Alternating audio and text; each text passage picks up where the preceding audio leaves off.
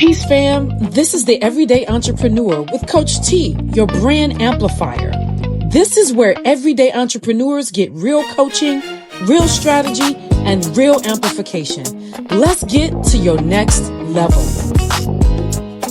Guys, thank you for being here today. Welcome, welcome, welcome. I want to introduce you to the coolest thing happening RVA right now. And if you didn't know it, baby, this is your best kept secret. So listen, I have nothing to say. I want this man to talk because, oh my gosh, he's got a lot to say. Y'all, his name is Brandon Holloman. He goes by B-Lovee, and that's all I'm going to say. Brandon, welcome, man. I appreciate you being here. Coach T, thank you for having me. Let's have a ball. Yes, you already know. You already know, man. Why don't you tell the people who you are? But listen, before you tell them who you are, right? Yeah. I really want you to tell them who you are. Not B-Lovee. Yeah. None of the things you've done. Yeah. Who are you as a man? Talk to me. I am. There you go. Simple as that. I exist. Yeah. You know what I'm saying? Man, that question is so beautiful. When I really sit and think about it, I've been asked that question so many times.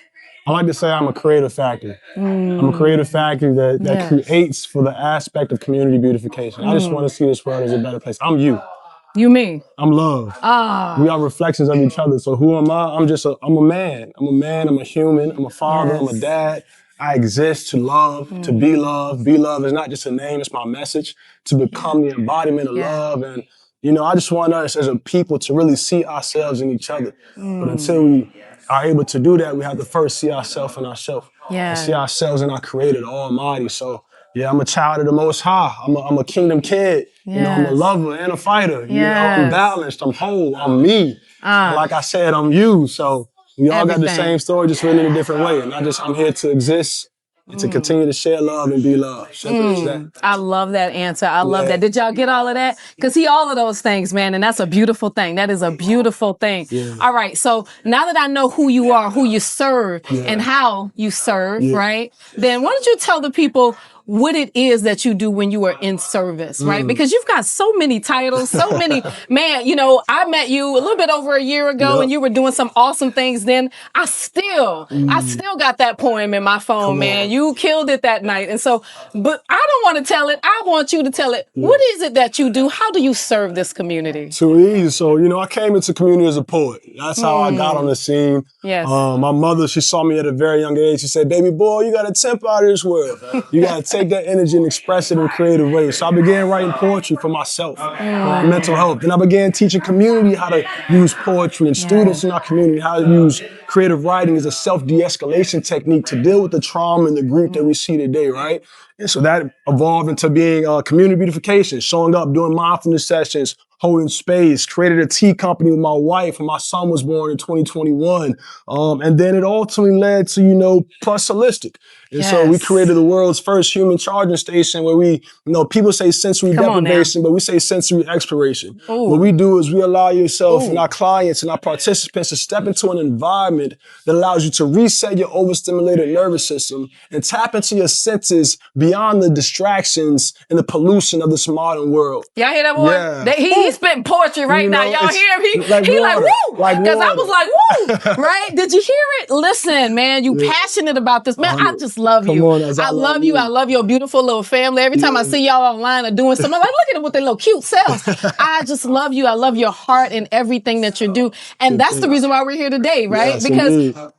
Plus 2.0, right? Listen, I know you can't tell us too much because next door it's about to go down. But give us a little something. Come on, a little sprinkle. Come on now. So, you know, Peace Pod 1.0, that was our first mobile sensory exploration tank, right? Our human charging station. Yes. And so we went viral on TikTok about middle of November, and people all around the world were asking for us to build stationary pods for their homes and businesses. Wow. So we said, let's do it. You know what I'm saying? One of our board of directors, Omar, founder of Nuvoro, he said, yo, I got something for you. I got a check for you. Let's bring that into fruition. So we went out and we built Peace Pod 2.0, which is our static sensory exploration experience. Wow. No light, no sound, right? We got chromotherapy, right? We got aromatherapy in there, right? We got sound therapy for the frequencies. It's a beautiful vibe. We're gonna tap into it more this evening for sure. Oh my gosh, listen, I cannot wait. Hopefully y'all can hear any kind of background noise and y'all hear it because it's popping over there. They're waiting on us. And we figure we're gonna just bring it to you just a little bit before we go on over there.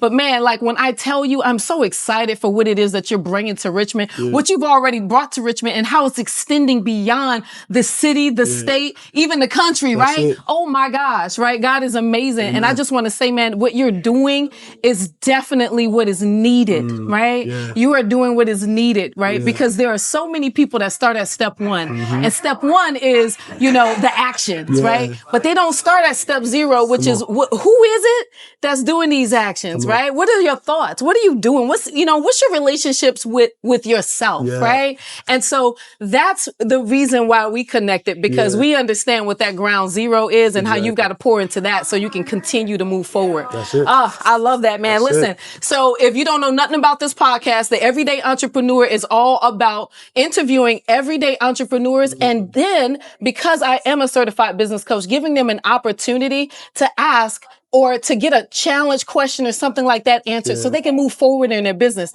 So with that being said, I'd love to ask you, are there any challenges right now that you're facing in your business? I know there may be more than one, but give me one if you had to think of one.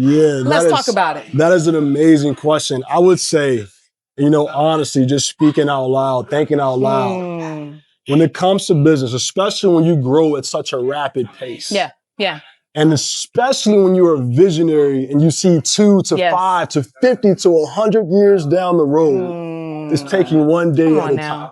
And so that's my challenge. I have so many blessings. I have a board of 9, including myself. I have so much support. I have so much wisdom and guidance. I have an amazing team of 3 to 5 individuals that's supporting me. But long story short, when it comes to just taking one day at a time, that's my challenge. Because I see 20 years from now, I see 50, I see 100 years from now, and I want to grab it right now. But I got to remember that you got to crawl before you walk. You got to build the wall brick by brick so you can get to that empire that you desire to build. So my biggest challenge is being patient. My first tattoo I got when I was 17 years old, it said, "Mbegu za leo si miti ya kesho." And in Swahili, for seeds planted today are not trees tomorrow.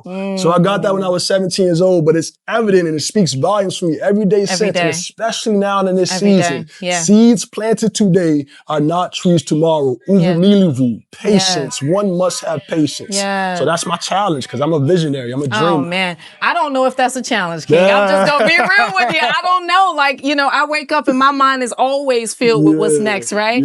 But to your point, right? It sounds like you are also the person that is just as easily checking yourself. And that's the most important thing that I can say to you, right? It's okay to have these thoughts, right? It's also really, really good to categorize them, make sure that they have their triage space and time to address them, and to recognize them as, oh my gosh, God, you're still seeing through me. You're still working through me. You're still continuing to give me those next steps. They're ordered anyway, right? But I'm still continuing to get these downloads. One thing that I'd say for me that works really, really well is thought downloads. And so a lot of people call it journaling. I don't. I like to literally dump my thoughts, right?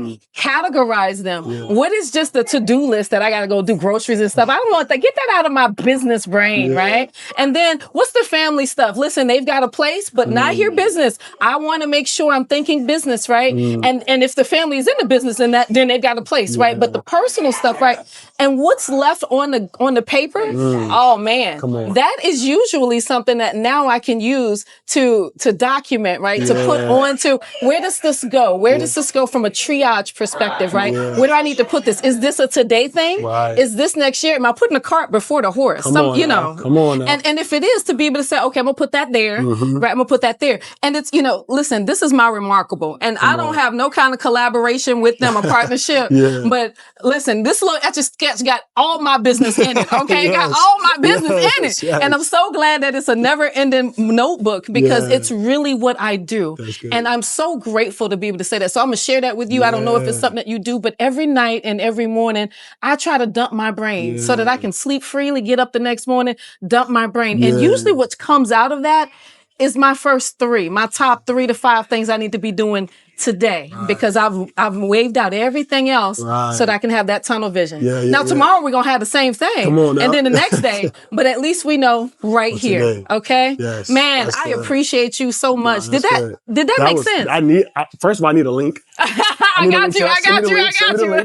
Like as soon as it's over, send me the link. Yes. But also, that's so real. As a poet, I'm so used to writing for emotions, and I'll jot my thoughts down on my whiteboard, but to really log that data, dump that data, because there's so much data up here when we're visionaries. So you got to store it in a different hard drive sometimes, and so that's how I picked up on it, my technical brain. I love that. Putting it in a different hard drive. I love it. I appreciate it. Yes. And when you do, man, now you know exactly where it's at when it's time, right? Boom, I can pull that file out. Listen, man, I appreciate you so much taking your time out. I cannot wait to see what it is that you listen. The cameras is following you. As you know, we're going to be right over next door checking what it is that you got. And we cannot wait to see you. Thank you so much, man. I appreciate you. Bring it in, brother. Bring it in, man. Much love. You already know. You already know. Only the beginning, King. Isn't that a beautiful thing? That's a beautiful, most beautiful part about it. Absolutely. Y'all, thank you so much for tuning into Everyday Entrepreneur. Until next time, peace.